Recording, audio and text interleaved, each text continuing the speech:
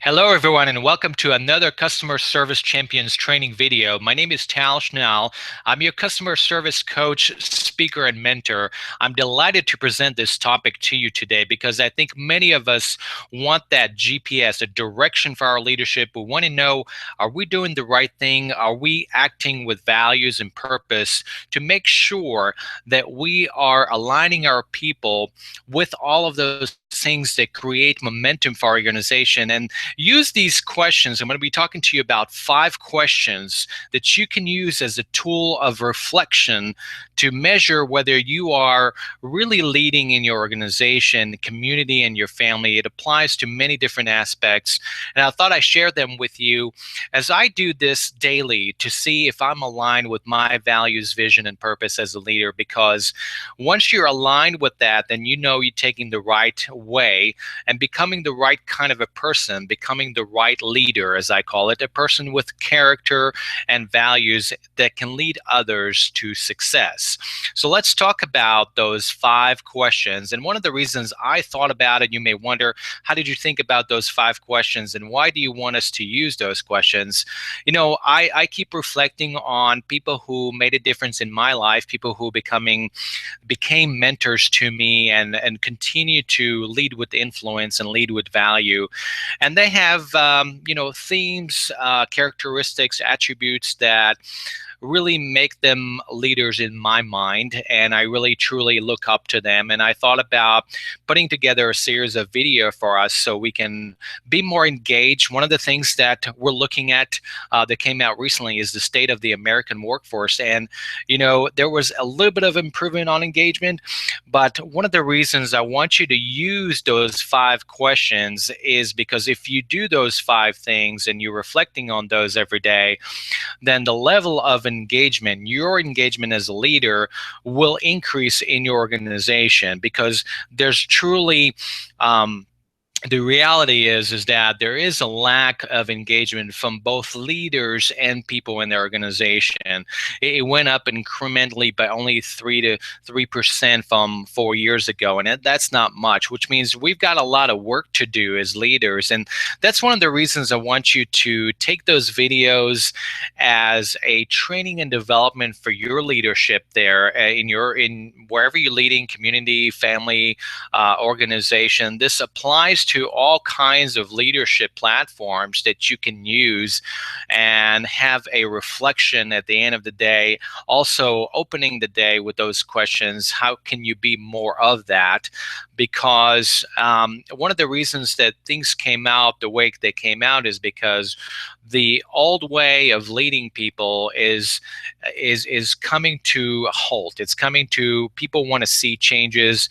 There's a lot of generational changes that are happening in our workforce. So what you're seeing right now is an evolution and a revolution in management and leadership. People are looking for more value in their leaders. They're looking for more purpose in their leaders.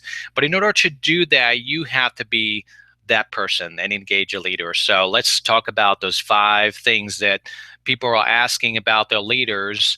And the first question is whether I can trust you as a leader. Can I trust you as a leader? That's the first question. And I put trust in the beginning here as the top question because this is, at the end of the day, people always talk about, do I like him? Do I like his style? Do I think he's great? People ask those questions sometimes. And to me, when you're thinking about and be thinking about someone, I want you to think, when you think about this question, can I trust you? I want you to think about a person that you really trust. And they may not necessarily be a leader, but they're someone who is close to you, maybe a family member, a community member, someone in your organization.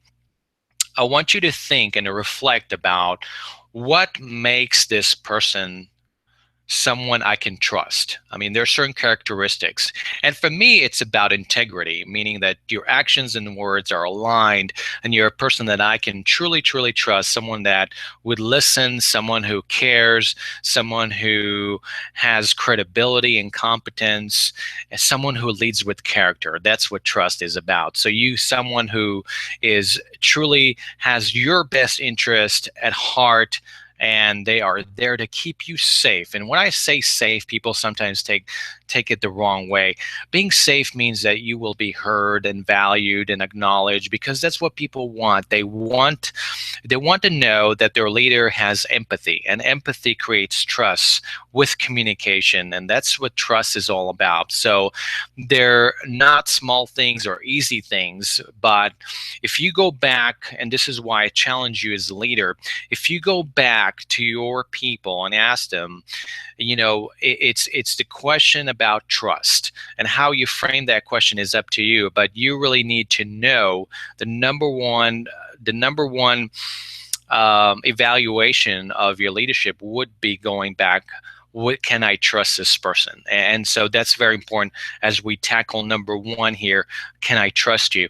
Second question that they ask is, do you care about me?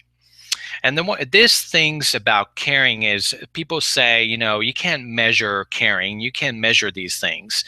And I say, right, you can measure care, but you can measure the results out of caring an environment, out of caring culture. Especially in an organization, what's proven over time and time again is companies that are top companies, they do care about their people, and you see their engagement higher than companies who don't care about their people. So what is caring all about? And we're not talking about the warm, fuzzy, kumbaya stuff. We're talking about being able to connect to the people that you lead in a caring way, that they know, at the end of the day, Tal really cares about me. I can trust him, and he cares about me. So as we're talking about the first two questions, so be thinking about, how do you create that emotional connection? That's what it's about. Caring is about emotional connection, a bond that you have with someone. It's about those relationships. That's what caring is about. And if you do that as a leader, creating relationships, caring relationships, then people want to be around you. People know that you care at the end of the day. And that's really important for a leader, because I tell you, there are a couple of examples that I used to work with people, and their team used to say, or people said in their team, you know what? They don't care about us. And to me, that's not good at all. I mean, if someone said that about you, it's not a good indication of your leadership. So be thinking about, how do you care for your people? Number three is, do you have a vision and purpose?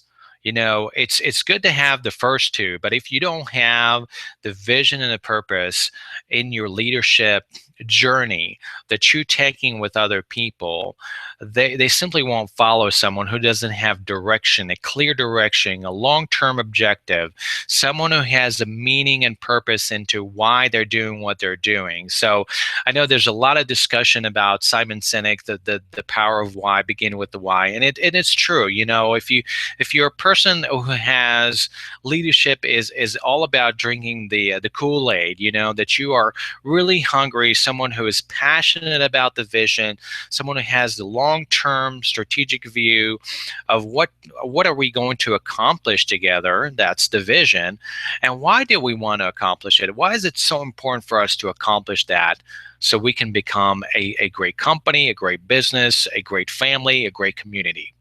So let's talk about number four. Number four is about, do you set expectations for me and hold me accountable?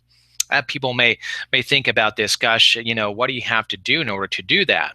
So what I've noticed about great leaders is, they are clear about their expectations. They are clear about holding you accountable. Now, you may ask, well, what does this all mean? How do you go about setting an expectation and holding people accountable? Which may be a topic for another video, but it's very simple. It's a lot more simpler than you think it is. And what I'm saying here is that communication is the key to success. So communication begins with you as the leader communicating those expectations every day. And people have a negative connotation when people talk about that. Again, you don't have to be rude. You don't have to be someone who is kind of draining the energy in the room. You can be a positive leader and have a positive energy by sharing those expectations and holding people accountable. Because at the end of the day, if you go back to that report I shared with you early on in the video, people want someone who can set expectations. People want someone who can hold them accountable. And so that's what people want. It is based on many, many research that people want that in their leaders. So be thinking about, how do you want to create that environment and culture of setting daily expectations for performance and then holding people accountable to that. It's about you going back and communicating those things day in and day out. Number 5 is someone who wants to help people grow and develop. Are you helping me grow and develop as a leader in your organization? And I think that that's underestimated, and so much opportunities out there for people to become a leader that connects purpose to growth and development so people can go to the next level.